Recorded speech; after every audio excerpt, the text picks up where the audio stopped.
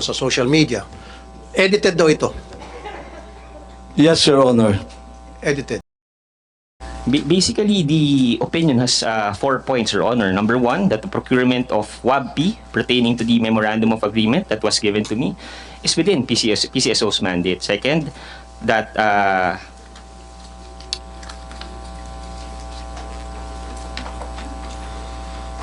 the conduct of PCSO's games through the agent is imbued with public interest, and that since this No WABP sir, no sir, proposal- lumalayo ka. Ang gusto ko lang po talaga, meron na opinion po yung chairman.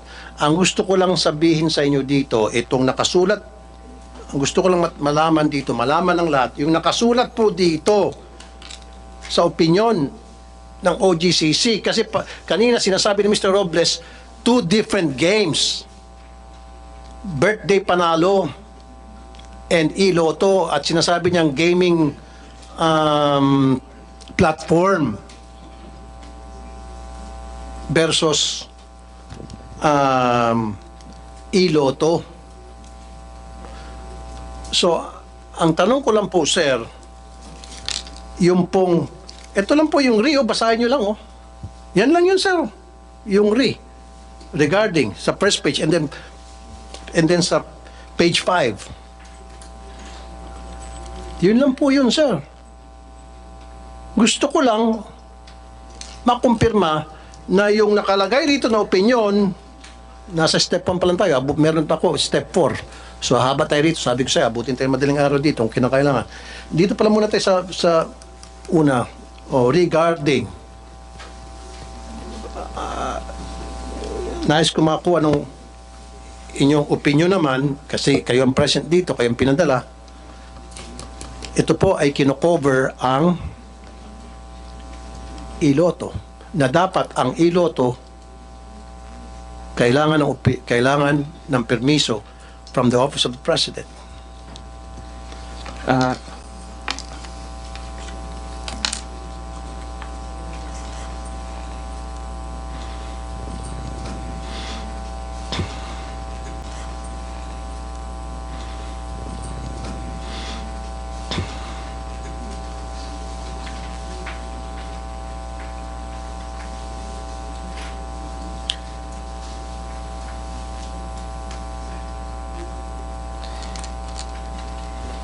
Your Honor, Maybe under Corporate paragraph Secretary 5, next time, patawag natin yung mga signatories dito sa next hearing. I want them to be here. Okay, kasi itong pinadala nila, nagdidili-dali, nag-alanganin sa mga sagot niya. Go ahead po, Attorney Valle, sir. Attorney Del Valle.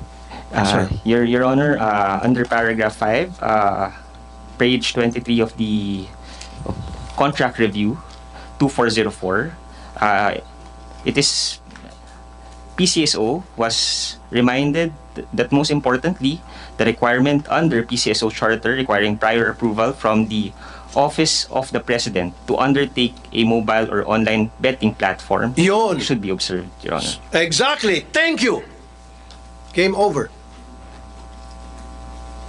2 opinions, Mr. Robles, na dapat humingi kayo ng permiso from the Office of the President. Now, meron kang binasa noon, sulat from the ES.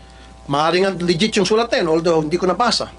Yung ganung sulat, si ES saying na okay lang, now, you'll go ahead with that, sapagkat, with that project, sapagkat hindi nyo pinakita to kay ES, itinago nyo ito, kasi kung pinakita nyo to kay ES will say, hey, wait a minute. Maghukas kamay siya. Ayokong gumawa ng kung ano mang opinion na gusto nyong gawin ko, usulatin ko, sabihin ko. I'm not gonna do that because ayokong kontrahin ang OGCC. Magbabanggaan ang OGCC at saka ES. At I'm sure ES is a very smart person. Hindi siya magpapadalos-dalos. To his credit. Now, number 2. 14% commission during the test. Number 2, doon muna tayo sa, you're only allowed 6 months. Pero, pinilit yung gawing 1 year, yung test run. Mr. Robles.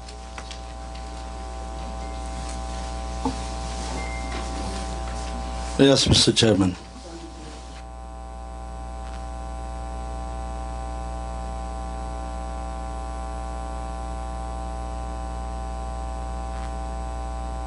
Ayun ko na po, Mr. Robles. Dito, OGCC cited, while the determination of the experimental test run period of an online game rests upon the sound discretion of the PCSO board, it is noted that a period of 1 year may be already long enough to ascertain the operability, acceptability to the public, and economic and financial viability of the online game. Thus, it is recommended that the experimental test run period thereof be reduced from 1 year to 6 months, more or less. Sabi po ng OGCC dito na dapat kung test run ang pinag-uusapan 6 months lang. Eh ginawa niyo pong 1 year.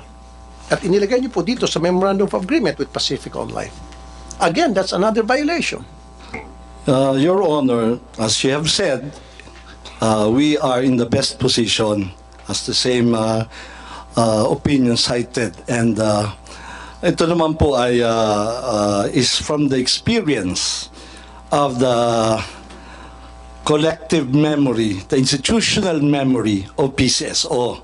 So while it is a recommendation, the management of PCSO, those who have been here for more than 30 years, thinks otherwise and that it should be taken as 1 year, Your Honor. Yes, I understand. Again, Mr. Robles, hindi kita kontrahin dyan. Pinapalabas nyo, mas marami kayong kaalaman kaysa sa PCSO, those who have been here for more than 30 years, thinks otherwise and that it should be taken as 1 year, Your Honor. Yes, I understand. Again, Mr. Robles, hindi kita kontrahin dyan. Pinapalabas nyo, mas marami kayong kaalaman kaysa sa mga taga-OGCC. Okay? So, yun ang pinapalabas mo. However, humingi ka ng opinion sa OGCC, binigyan kayo ng opinion na hinihingi ninyo. Regardless, kasi kung kayo po mga eksperto dyan, then hindi na dapat kayo humingi ng opinion sa OGCC. Pag hindi ka humingi ng opinion sa OGCC, then pag kayo pumalpak, mayayari kayo. But anyway, having said that, dito sinasabi ng OGCC, you must reduce the contract from the test run from 1 year to 6 months. They were asking you. They were asking you. Sana po sinunod niyo yung request. Yung hini-request sa inyo. Mr. Chairman, hindi pa nga po nagsisimula yan eh. Yung birthday panalo. That is pertaining again to birthday panalo. No, tapos na po tayo sa birthday panalo. We're talking here of the iloto po. Bumabalik po kayo doon sa napapakamot tuloy ng ulo si Mr. Kua. Kasi nga po, umiikot-ikot tayo rito. Pinaikot niyo po ako. Ayan, napapapakit. Na-stress na si Mr. Kua. Naputi na yung buhok niya. Mr. Kua, okay ka lang po, sir? Gusto niyo pong tubig? Okay lang po. Meron naman akong tubig dito. Okay. Ayoko naman po, sir, magbumukha lang kayong dekorasyon dito, parang flower base. Would you like to say something? Gusto niyo po, meron ba kayong gusto sabihin? Unless kung gusto niyo, you want to remain silent? Is there anything Wala na po. At, Okay. So again, tatanungin ko na lang po kayo. Now, dito po, sa sinabi ng OGCC, the experimental test run period must be reduced from 1 year to 6 months. And they're referring dito sa iloto. Hindi naman dito ni-refer nila yung birthday panalo. Am I right, Mr. Kua? Kasi fully publicized itong iloto. Never. Wala nga nakakaalam kung ano yung birthday panalo. I haven't heard of that birthday panalo.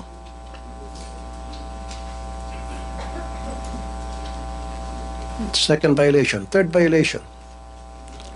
14% commission.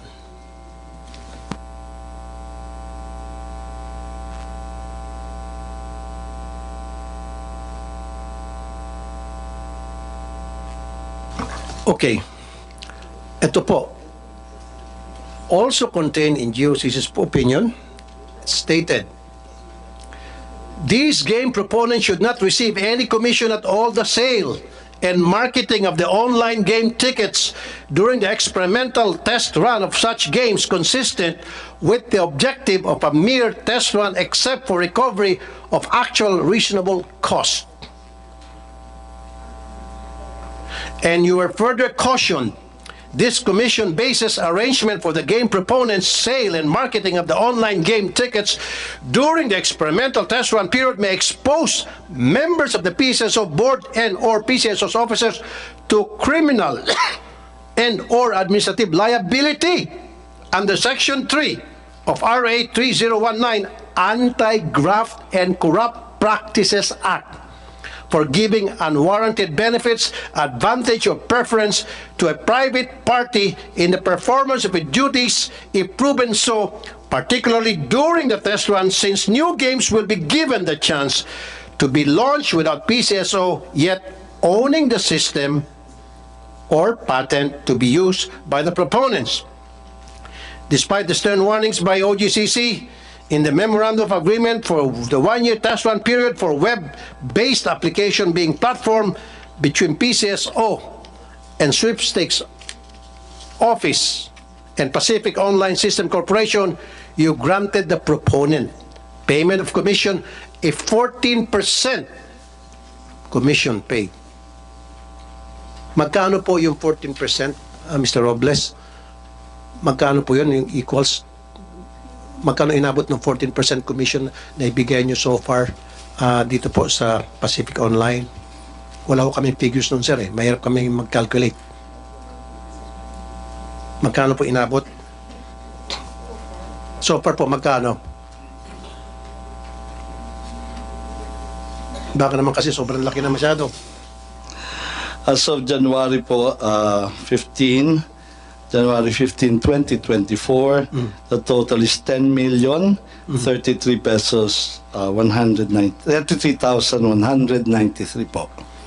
193. Okay, as of June 15, 2024, January 15, 2024, 33,193. So therefore, inadmit nyo na kayo po'y nakatanggap na ng komisyon na 14%. Hindi po kami tumatanggap ng komisyon, hindi po ako taga-POSC.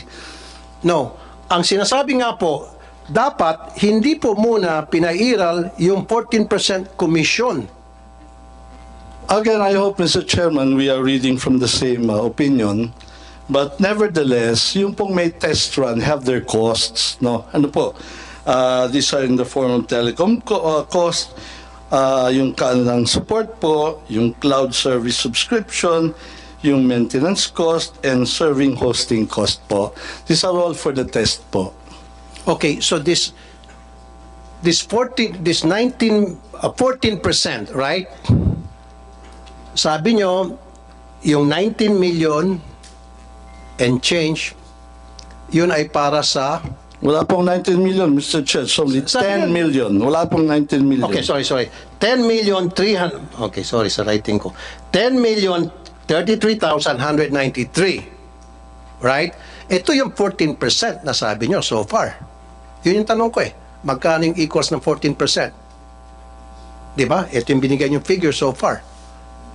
So, by stating that, you're admitting na meron nga 14% na tinatanggap mula sa Pacific Online. And ang yung sabi po mo lang reimbursement is ng cost nila, Your Honor. recovery ng cost nila. Actually, if you would look at that, talagang minuscule pa po yan.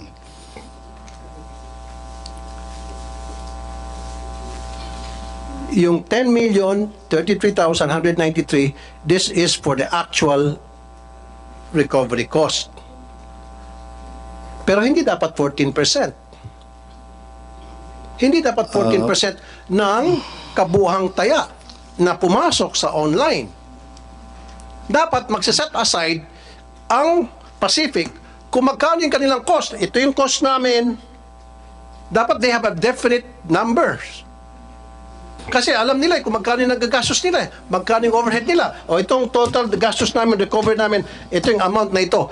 Hindi yung 14% ng total na taya. We're talking about 14% here eh. Yes, Your Honor, that is the cap. Kasi kung pababayaan lang po natin sila mag-reimburse, kahit o anong gusto nila, hindi ko kami papayag.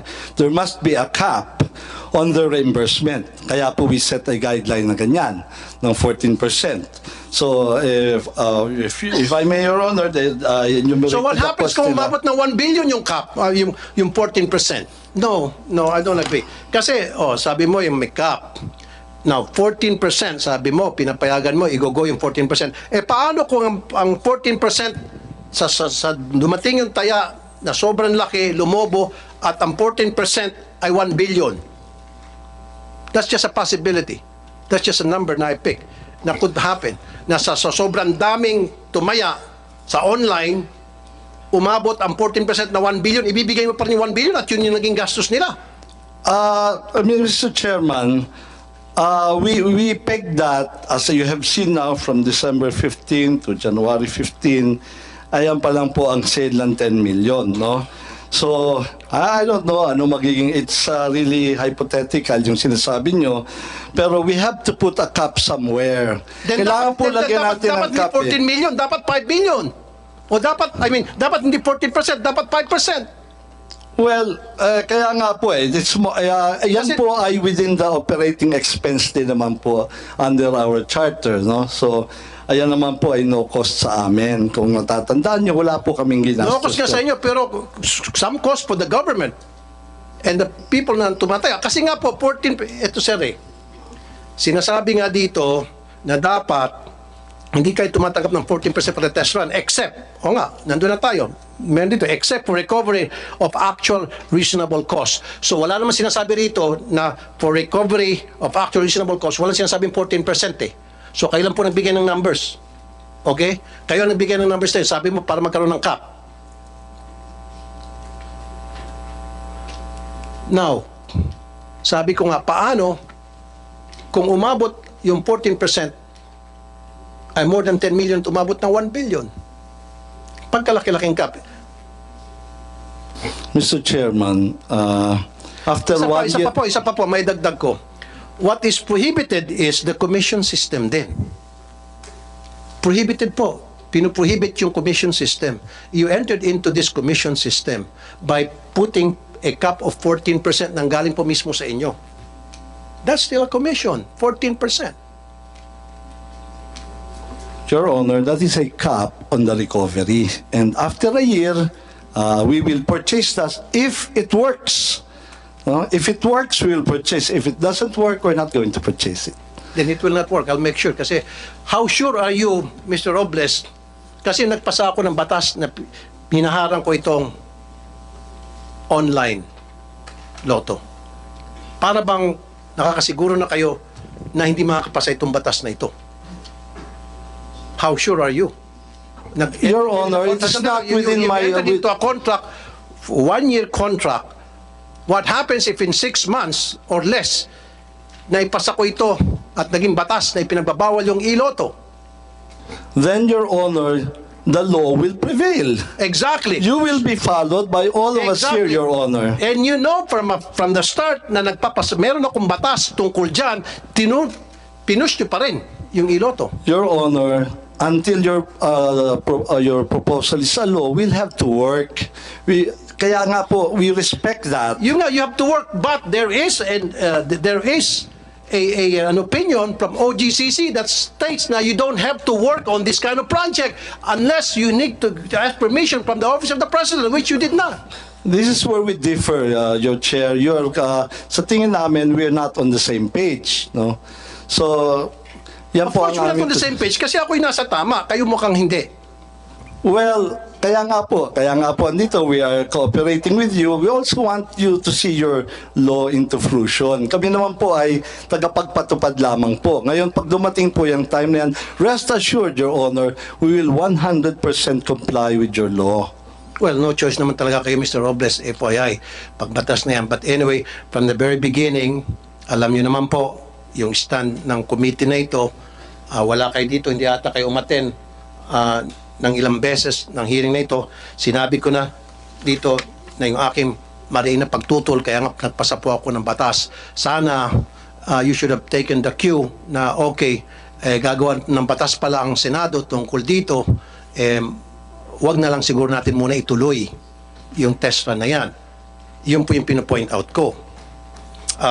I would like to acknowledge the presence of the Minority Leader, Senator Coco Pimentel. Senator Coco, good afternoon to you, sir. Thank you for coming. Thank you, Mr. Chairman, for inviting me and for calling this hearing.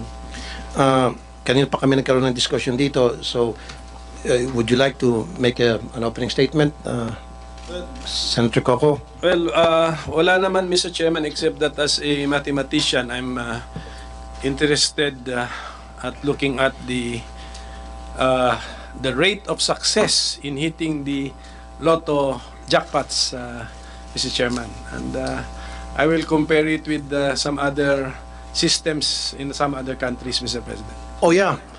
Anyway, nabuksan na rin lang yan. Meron pong nanalong isang tao sa 600, I think this the other day, 680 something million. Okay. Ang tanong ko po, yan ba sa online nanalo o yung sa betting station? Over the counter po yan, yung sa traditional betting station. No. This is yung una, yung 640. Kayo naman. Relax lang. Kagabi yung iloto.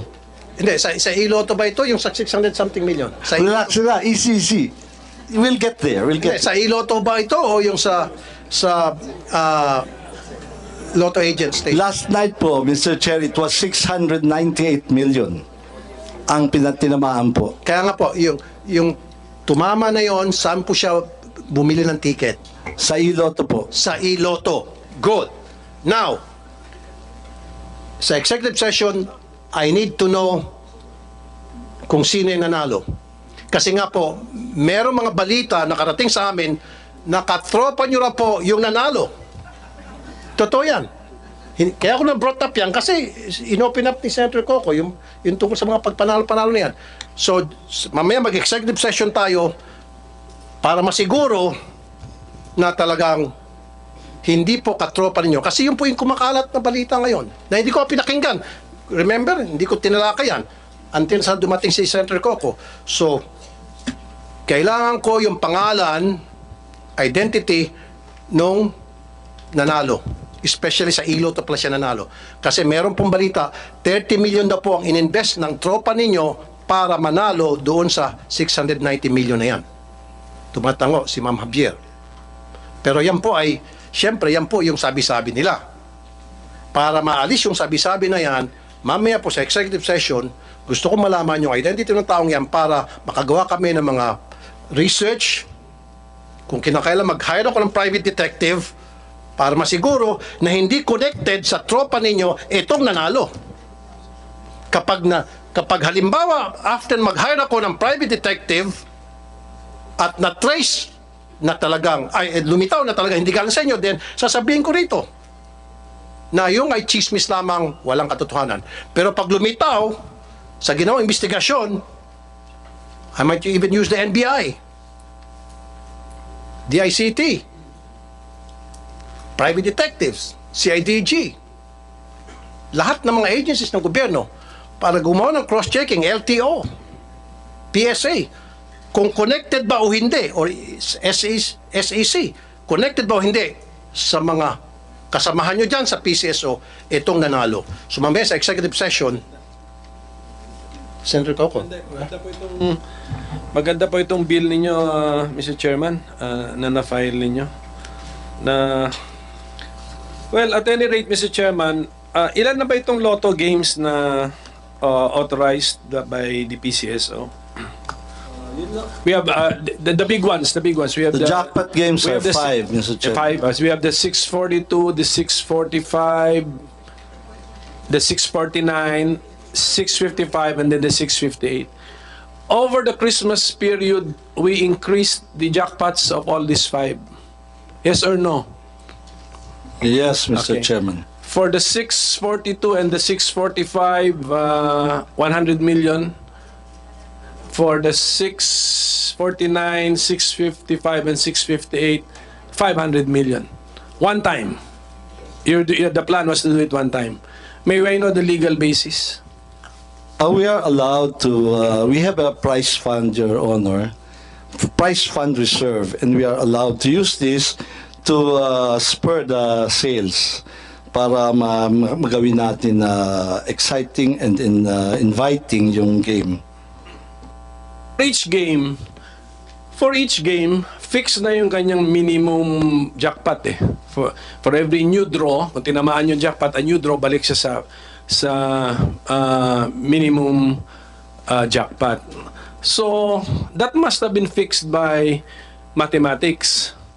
The probability of hitting 642 is, ilan ba, 1 in 9 million? Basta, okay, and then that's why it deserves a certain jackpot. So when you made the jackpot all of a sudden 100 million, but the odds did not change, are you allowed by law to do that? The board is allowed, Your Chair, Mr. Chairman. That's why we have the prize fund reserve. It's precisely for this purpose. How is it stated in the law? We have a prize fund reserve for the purpose of Make it. Augment- It is the discretion of the board to add to the jackpot. add into the jackpot. Yeah. And then the decision was, it was one time, just to do it one time over that Christmas period of 2023. Actually, ideally, Mr. Chair, it should be over the whole period of the year. Kasi every time may mananalo ka, you give in prize fund reserve. Kasi minsan talaga, this is jackpot driven, Your Honor. People bet because of the jackpot. So kung mababa ho, medyo matamlay po, that is the time when you pump in the prize fund reserve. What is the tenor of the board resolution that you will enhance the jackpot one time or? One time po, yung ginawa namin for December so for one time. Because, Mr. Chair, at the end of the year, that will become dividend and will be reverted back anyway to the Bureau of the Treasury as dividend. So, might as well, we have decided to make the games more exciting. Yeah, if you want to repeat this, you need to pass another resolution. Yes, Your Honor, we have to go back to the board. Basta klaro yan, okay. And then for the information of the public, yung mga increased jackpots po natin na 100, 100, 500, 500, 500, so a total of 1.7 billion pesos, tinamaan na po lahat. Yes, Your Honor. Okay, in less than a month. Within a month, Your Honor. Yes, within a month. Opo. Okay, so we're stating facts, Mr. Chairman. Facts lang ito. Yun nga, Senator Coco, nakakapagtaka nga. Marami nagtataka, siyempre, especially yung mga mananaya na ang bilis na manalo ngayon sa PCSO, especially na the fact na hindi naman pwedeng sabihin kung sino yung mga nanalo, pwede naman nila itago. Plus, pagdating po dun sa online, sila naman may control ng computer system na yan. So, madali na nilang i-hocus-pocus. Yun po yung sinasabing hinaing ng marami mga mananaya. So, I think the PCSO is at liberty to reveal to us na yung in-increase na po yung mga jackpots, in all those games, available na yung online betting. Yes, Your Honor.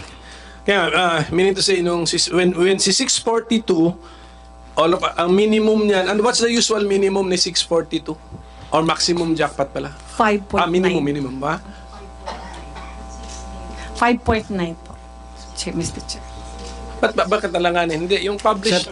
Singit lang. Yes. Okay. Yung sabi niyo this December, tinamaan yung 642, 649, 645, 655. Are these all from Iloto? Hindi po, last night lang po yung iloto. Ilan po yung tumama sa Iloto out of this 1, 2, Isa lang po, yung kagabi lang po. kagabi lang? Okay. What game? What game yun? Yung kagabi? 6:55. 655. 600 million kasi yon, Senator Coco. Quick na lang, Senator Coco. Okay. Etong picture na ito, very controversial ito ngayon sa social media. Edited daw ito. Yes, Your Honor. Edited. Bakit kailangan i-edit? We have to protect the identity of the winner. Meron po nagreklamo sa amin one time, we covered the face, yung damit naman po ay nakilala. So, nagreklamo siya, sana naman daw po, wag ipakita naman po yung damit. So, yan po ang reason niyan, and I agree, it's a very poor editing, pero the objective is to conceal the clothing na ma-identify sa kanya. So, ibig sabihin, so inamin nyo, inedit to, pinalitan yung clothing. Opo. Bakit kinakailangan palitan ang clothing? Again, part po yan ng pag-conceal kasi na-identify po yung damit. For example, kung at that day, yung mga kapitbahay po yun yung suot niya, ganyan. Or kung nakapag-selfie siya, meron yung pong nagreklamo sa amin, favorite clothes daw kasi, kaya nalaman siya. So, Your Honor, if there is something to apologize, it's the poor editing. But I think it has served its purpose of concealing the identity, Your Honor. So, at least inamin nyo, ayan, marami kasi mga nagtatanong, nagsabi, purang pagka-edit. We're sorry, we're not very good at editing the clothes. Pero yung tao hindi edited. Hindi po, totoo po Tunay yan. na tao to. Tunay na tao po yan. Okay. So, kaya sabi ko mamaya sa executive session, gusto ko malaman yung identity nitong taon to, pati yung nanalo sa 690 million. Actually, Make sure na lahat talaga po tao. on record yan, kung isusumpinan niyo po, we can provide the names. No, sa executive session, pwede naman siguro yan. Am I right, Senator Coco? Can we do that?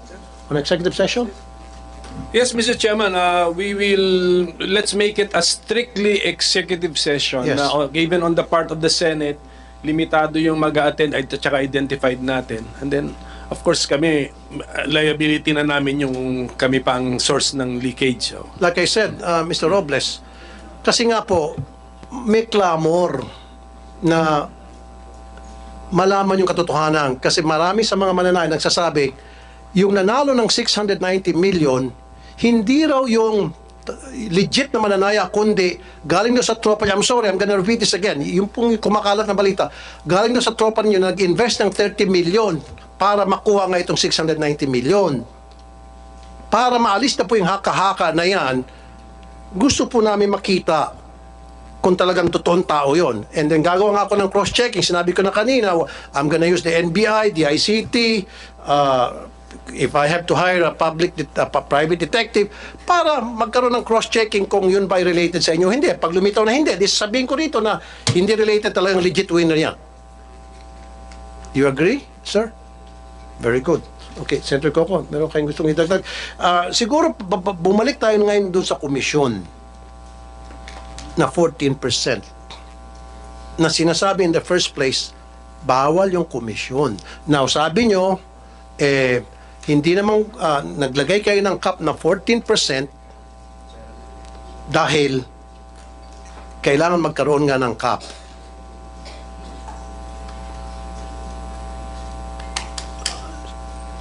Dapat hindi nyo kinonsider that as commission.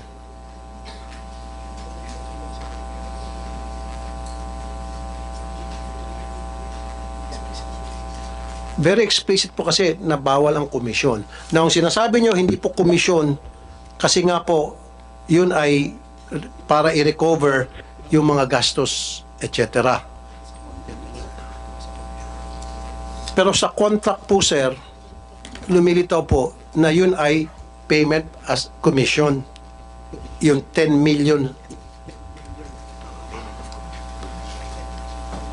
Ito po, payment of sa 13.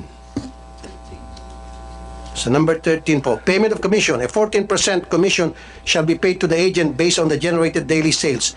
Oh, you entered into a contract stating na magkakaroon ng payment of commission na 14% doon sa testing na sinasabi naman po ng OGCC hindi dapat. During the testing period, there's no such thing as commissions that must be given, that should be given. Sinabi po ng OGCC na no can do para sa commission, wala dapat commission pag-uusapan during the testing period. And yet, dito po sa kontrata, sinabi ninyo na magbabayad kayo ng 14% ng PCSO commission sa Pacific Online. So again, that's a violation of the law.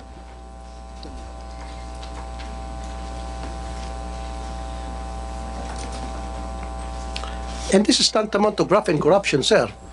I don't know, maaaring hindi po kayo makakasuhan dito. Maaaring mga kasamahan po ninyo pwede makasuhan dito ng graft and corruption. Kung sino man po pumirma dito, sino man pong nag-instigate nitong kontratang ito. Graphing corruption po, maliwanag pa sikat ng araw. Ito pong kontratan to. Dami pong butas.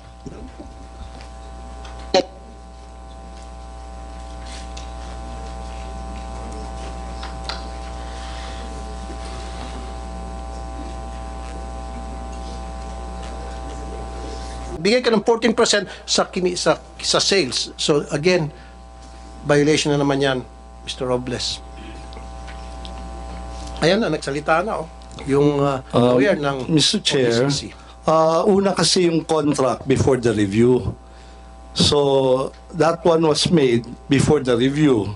So while we're here at the testing stage, we will adjust that according to the reasonableness of the Yes, Of the- but before you entered into a contract with any entity, okay, you should have obtained permission from the office of the president, and you did ask for the opinion of OGCC, and OGCC gave you this opinion, and yet hindi nyo sinunod yung sinabi ng OGCC. Ba't pa kayo humingi ng opinion kung hindi nyo susundin?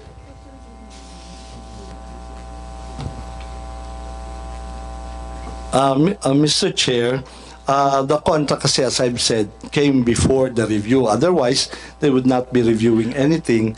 So we will- Kaya nga po sir, before sana po kayo nag-enter into a contract, yun po yung patakaran eh. You should know, you should know you know the drill. You know the protocol. Bago kayo mag-enter into a contract with any entity whatsoever, being a government-owned corporation, there must be an opinion coming from OGCC. Bago kayo gumawa ng anumang hakbang, sana may permiso. Kasi yung pong sinasabi ng OGCC, may permiso sa Office of the President. At sana may permiso kayo. Sana meron kayong hiningin opinion sa OGCC. Kasi kung humingi kayo ng opinion sa OGCC prior to this contract, hindi na sana itong 13 na ilagay rito. Kasi kung pumunta po kayo sa OGCC, magkakaroon po kami ng contract with Pacific. At kami po ay magbibigay ng komisyon. Sinabi ng OGCC, hindi pwede, bawal yan. O di wala na sanang number 13 dito, payment of commission. Sana nakalagay na rito, payment of, para maliwanag at wala kayong sabit, payment of recovery. Wala tayong problema sa payment of recovery. Mr. Robles, maski na sabi mo pa, 50 million payment of recovery, wala tayong makikita problema. As long as, sabi ko kanina, magpakita lang pagdating sa auditing ng Commission of Audit na talagang 50 million, maski na 100 million pa yan kung talagang yun ang tamang amount for the recovery of the expenses incurred as a result pag puput up ng online system ng Pacific para sa Iloto. Mr. Chairman, we have the Memorandum Circular of 2023-08. Ito po yung post-execution review of contracts. So, nakalagay po ron, pwedeng pagkatapos po ma-execute, tsaka po i-review. This is exactly what happened here, Mr. Chair. Okay, August 19, 2023 po, nag-release ng opinion regarding Iloto ang OGCC. Mr. Del Valle, Attorney Del Valle, you follow me? Are you following me, sir? August 19, 2023, right? You have that on record, sir? Look it up. August 19, 2023, OGCC released their opinion on the Iloto launch. August 30, yung memorandum of agreement. So you have 19, wait a minute, sorry. April 19, sorry. April 19, 2023. I'll take it back kanina sinabi ko August. April 19, 2023. Nag-release ng opinion ang OGCC pertaining to Iloto. Attorney Del Valle, look it up please, sir. April 19, 2023. And then August 30, 2023, nagkaroon ng signing. Memorandum of Agreement between PCSO and Pacific Online System. August, April, May, June, July, August, 4 months.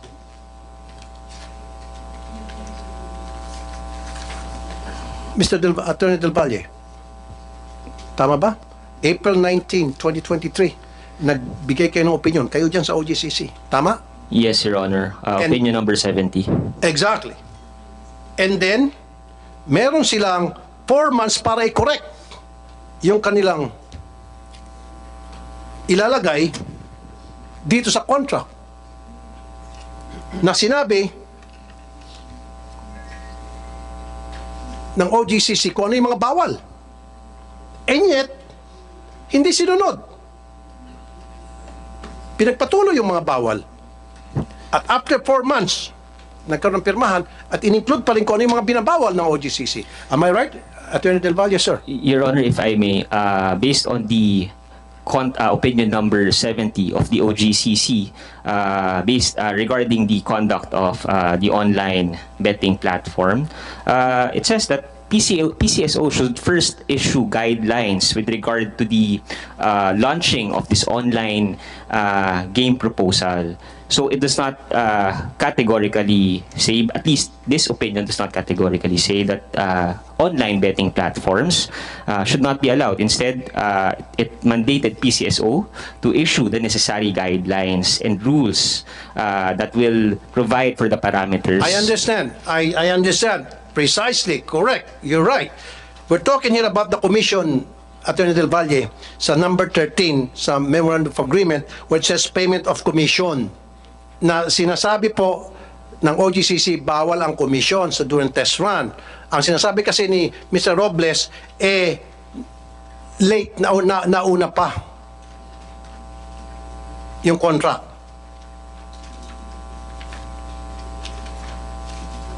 Ang sinasabi ko naman, base dito sa timeline, meron silang 4 months para baguhin yung kanilang guidelines. Tama ka, mag-issue ng guidelines.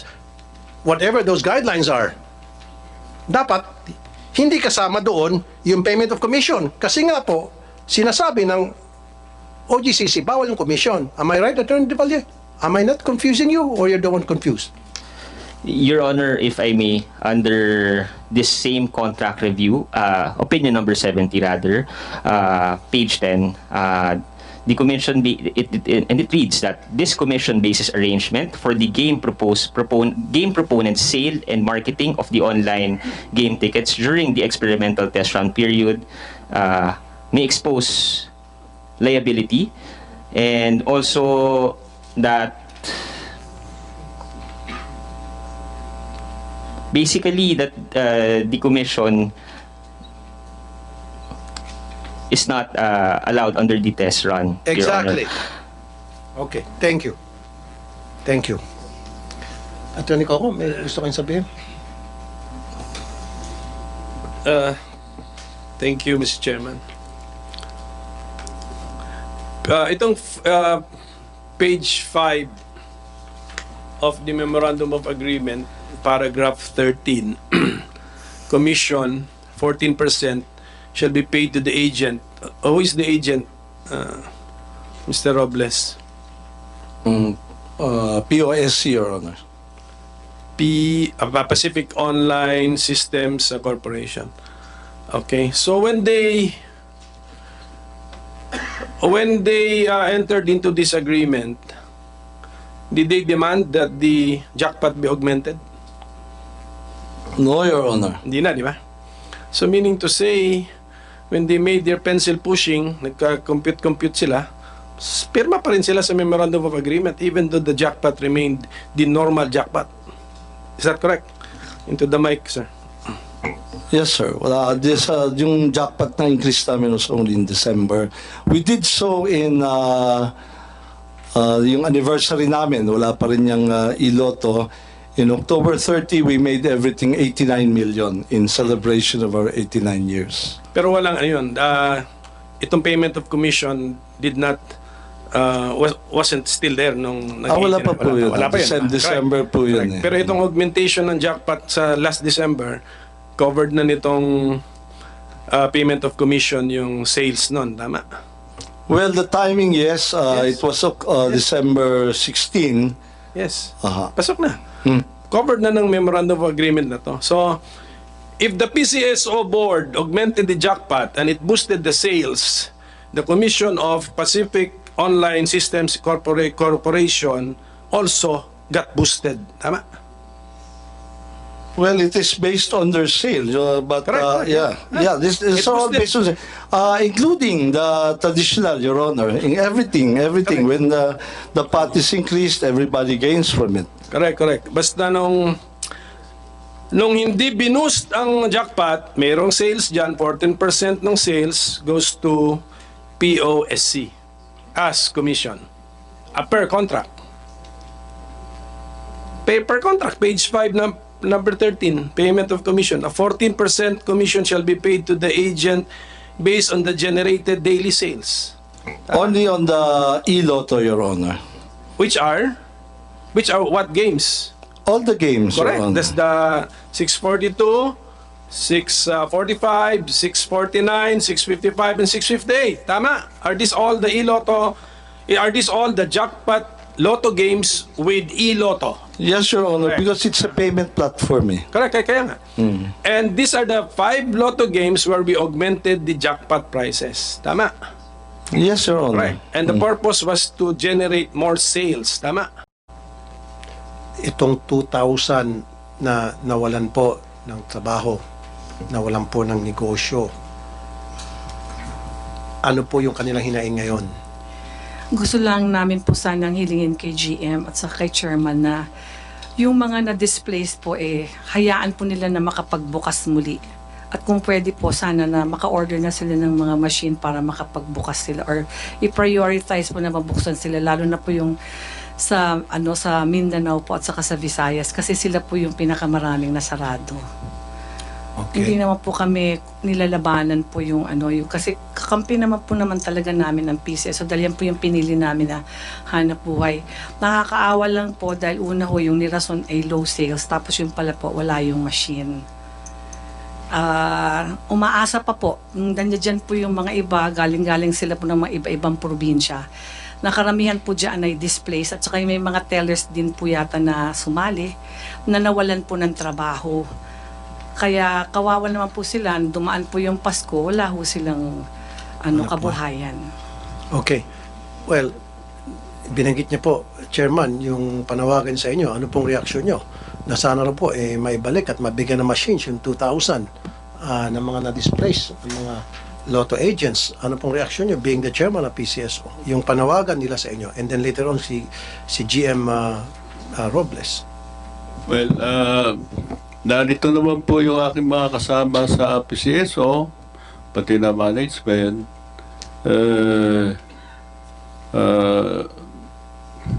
Siguro para sa akin, personal, kailangan pag-aralan. Pag-aralan kung paano ma-address yung concern ng mahigit 2,000 na naapektuhan. But of course, this is a collective decision-making body. Pagkakasundoan po namin kung ano ang magandang gawin sa hinaing ng Polay. And sa aking pananaw po ay kailangan din pakinggan at bigyan ng lunas. Okay. When you say Chairman. kailangan pakinggan bigyan lunas, meaning we have to come up with a solution para mabigyan ng aksyon ang kanilang problema. Tama po yun. Nakikinig naman po ang management. Right. At, At ang sila kanilang naman problema po, ay sana may balik sila sa trabaho at mabigyan ng mga machines. Am I right?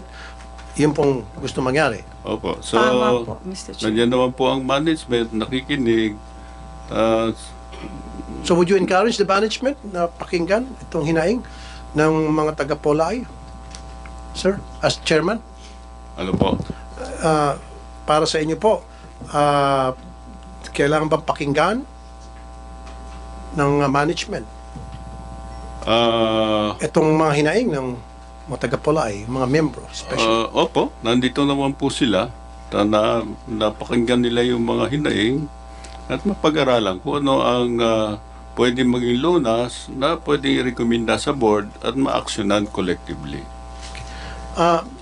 Miss Abir, ma'am. Ang isa pa ho po sa pinakamabigat po naming problema tinanggal po yung cancellation ng machine. Minsan po nagkakamali po yung ating mga mananaya or minsan madumi po yung card. Minsan po binabasa niya kahit 100 po yung taya, lumalabas po na 1,200. Hindi na po pwedeng makansela. So ang nagsasuffer po talaga ay yung mga agents po at mga tellers. Kaya yung mga tellers po namin halos ayaw na hong magtrabaho kasi araw-araw po meron silang nakakansela. Binalik na po, dati po tinanggal po yan pero nung dating administrasyon, tapos na-realize po nila na talagang kawawa po yung mga agents at saka mga tellers pag tinanggal po yung yung cancellation. Kaya inire-request po namin kay GM po at saka kay chairman na kung pwede naman po wag naman pong na maibalik po yung yung cancellation at saka wag naman po sanang maging masyadong stricto po sa amin kasi kami naman po panghabang buhay ang karamihan po ng mga agents dito, mga pioneer po, mga 30 years na po. Yung kako, 20 years na po. Ngayon lang po masyadong naging mahigpit po yung Okay, let me interrupt you on that, Ms. Javier. So, ano pong dahilan nung kanilang pagiging sobrang higpit? Does it, yung ba ay sapagkat na nalulugi ang PCSO? Ano po sa inyo ayoko palagay? naman po sanang pero ang sinasabi po ng karamihan po ng mga agents. Is it kahit hindi because po loss of namin revenue para sa member. PCSO kaya naghigpit sila or Opo, dahil naghigpit sila po- for another reason? Gusto po raw nila na masarado na lahat ng mga loto. Kasi masyadong very strict na po talaga yung parang mga memo po na lumalabas. Kasi dati wala naman. So, po- naging stricto kuminsan kahit wala sa lugar. Is that what you're trying to say? Well, yun po yung, Para mawala yung na kayo? pagkakaintindi po ng karamihan dito, ng mga agents po, na parang nagigipit po kami masyado. Actually, ako po, wala naman po akong problema kasi nagko-comply po ako sa sumusunod po kami sa pagde-deposit araw-araw at nagbubukas naman po kami ng ng alas 7 hanggat alas 8 po ng hanggat 8:30 po ng gabi. Pero dun sa mga ibang probinsya po kasi hindi naman po sila makakomply dun sa 7 o'clock hanggat 8:30 kasi minsan 5 o'clock pa lang, wala na pong mga tumataya sa kanila, tapos i-demand po ng kanilang mga branches na kailangan bukas sila. Hanggang 8. So, hindi po namin maintindihan kung ba't nagkaganon po yung nangyari. So meron palang patakaran na kailangan yung outlet ay open until 8 o'clock. Opo, 7 o'clock to 8:30. 7 to 8:30. Kahit na alam nila, especially doon sa mga lugar ng mga liblib, alam nila na wala naman nanay, after 5 o'clock, pinipilit pa rin. Kapag hindi ka sumunod doon sa request nila, makakansela ka. Pwede po kung kaming mablock or Mablock. subject for termination. Mr. Robles. Well, kung maaari po, gusto ko pong talakayin yung cancellation. We learned na yung cancellation po, ayan po yung tumaya. Tapos, sasabihin, ay, canceled pala. So, nabigyan na ng ticket, tapos ika-cancel. Alam niyo po kung magkano it's costing us? 500 to 600,000 a day cost of cancellation. At ito po ang nakita namin, that in fact, in one branch, sa mga tinignan namin yung top 10, mas marami po yung cancellation sa actual transaction, which is we find it strange. Bakit mas marami yung cancellation sa actual sale? So, in fact, in one branch, sa mga tinignan namin yung top 10, mas marami po yung cancellation sa actual transaction, which is we find it strange. Bakit mas marami yung cancellation sa actual sale? So, hindi po nangyayari yun. 14,000, for example, in one case, there was 14,000 cancellations. Yung sale niya ay 9,000. So, ano ba yun? Doon pumunta yung tao, tumaya, tapos, ay mali, tapos walked away. So, it's very unnatural. So, hindi po ganun ang psychology ng mananaya, and this doesn't happen across the board. Selected po outlets na nangyayari yan. So, Okay, so Mr. Robles, anong reason para sa inyo? Siyempre, gumawa kayo ng research siguro niya pag-imbestiga. So, ano ang reason based on the result of your investigation, bakit nagkakaroon ng cancellation? nasa level po ng possibly sa teller, umalis. Kasi po merong winning canceled ticket . Meron po kaming ganong case. Ibig sabihin, akala ng mananaya, good yung ticket niya. Yung pala kinancel na. So magka-claim siya ngayon, makikita cancel ticket mo. So anong gagawin niya? Babalik siya dun sa pinagbilan niya, which babayar naman. Ang tawag po doon, linalabanan yung PCSO. Kasi 4,500 lang naman. Nangyayari po ito, you'll be surprised, nangyayari lang po ito sa 2D and 3D, and most likely 2D, kasi mababa lang po yung premyo . So pwedeng labanan na. Kumbaga, bahala na. Kung pag nanalo, di bayaran. Eh, pag hindi nanalo, di kanila yon. Yun ho ang findings namin dyan. So, yan po, tinigil namin. At hindi po across the board. Buti kung 5 dito and all over, hindi po ganun ang nangyayari. So, we have to act on that. And true enough, we saved dun sa cancellation dahil tinigil na nga po namin eh. So, ayan po ang dahilan yan. At hindi naman po kami nag-accuse. We have the data kung sino po yung mga top-notch cancellation. Can you imagine they outnumber the actual sales? Paano naman ho nangyari yun? Tapos ano yun? Hindi na natuto, lagi na lang nakakancel. No? Ano yun? Lagi na lang siya nagkakamali. Eh siya ho ang sumusulat dun sa sa bet slip yung tao, siya ho ang sumusulat ng taya niya. Bakit ho nagkakamali? Kung siya naman ho ang sumusulat nun. No? So hindi ho accurate yan. At kami po ay supported by data and hindi po namin aalisin for the record ang ating over-the-counter. Hindi po yan ang tamang pagpapalaro niyan. You have to increase jackpot para ho gumanda ang sales. Ako po ang nagsuggest nung sinasabi niya, gamitin yung lumang system. Ay kaya lang po, that is a 25-year-old machine. Ayaw na rin po mag-integrate ng bago dahil paano nga naman i-integrate yung 25-year-old system to be very costly. Now, why not give them new machines? Sir, matagal po ang ordering ng machine po. It will take you almost a year.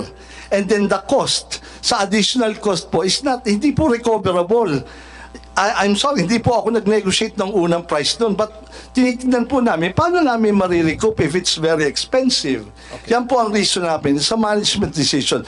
Don't worry, sir, we're looking for other ways, even cheaper ways, of putting up a system. Kasi po, kung malalaman nyo, pareho lang yan ang online eh. Teka muna, sir. Sino yung tumatas ng kamay kanina? Yes, Ma'am, GM. can we...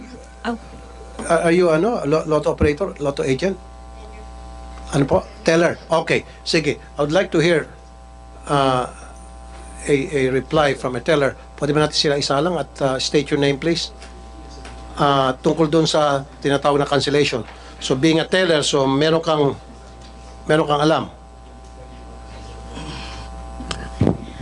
Good afternoon po. Ako po si Sinaida Salvador, 23 years lotto teller.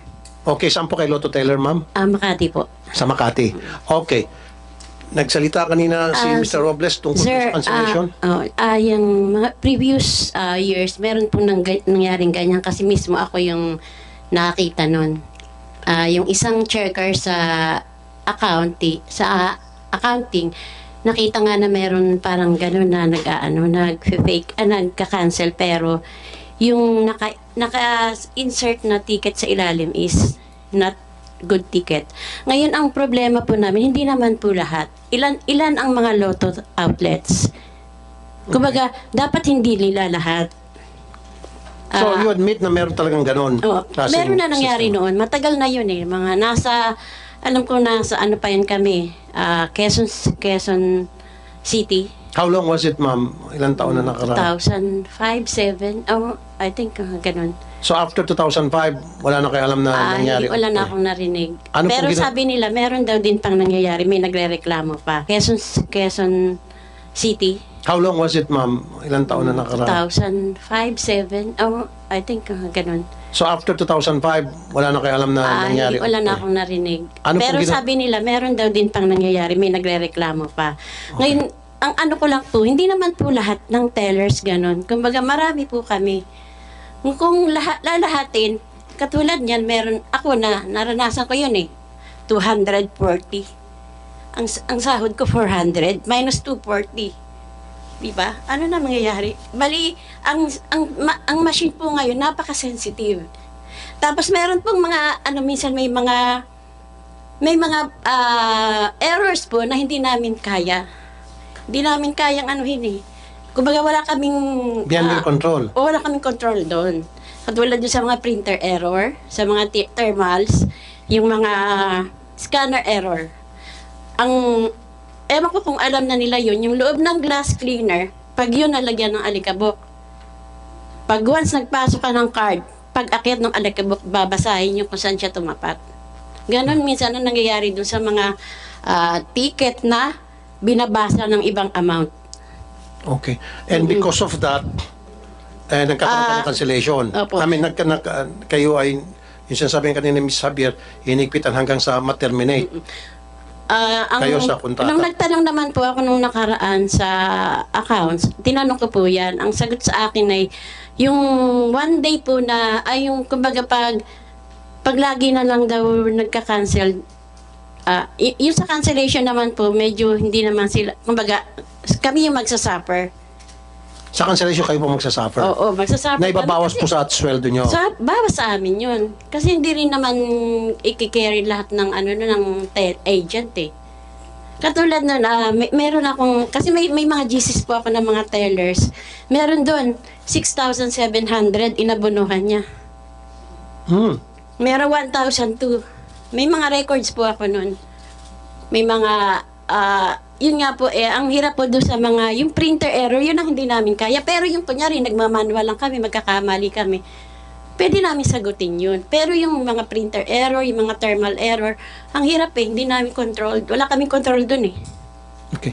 So, alam 23 niyo, years po akong teller, pero ngayon lang ako nakaranas ng ganyang kalalaking so, Diba Mr. ganyang Robles, hirap? aware kayo doon?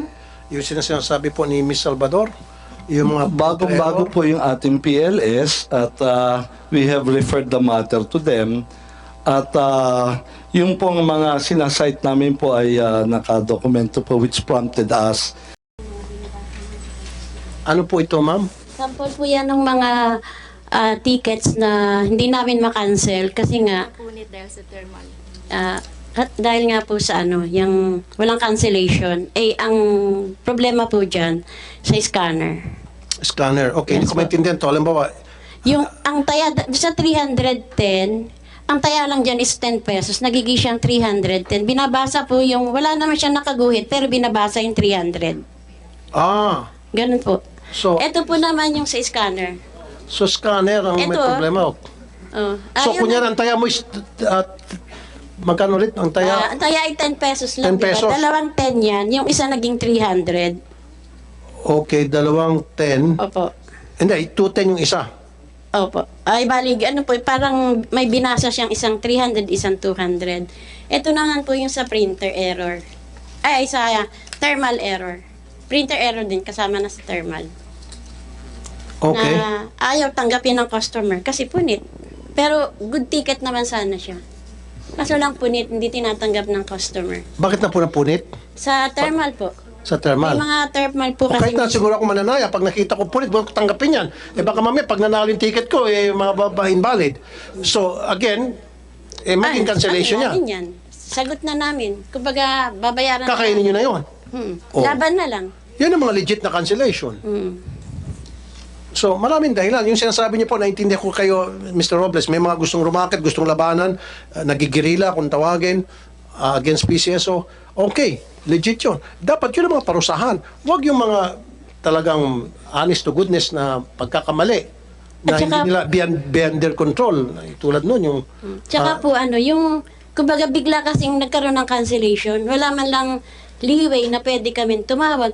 Kunyari may cancel kaming malaki, pwede sana namin itawag sa hotline. Kahit pagtawag sa hotline, wala eh. makorek. Wala eh. Okay.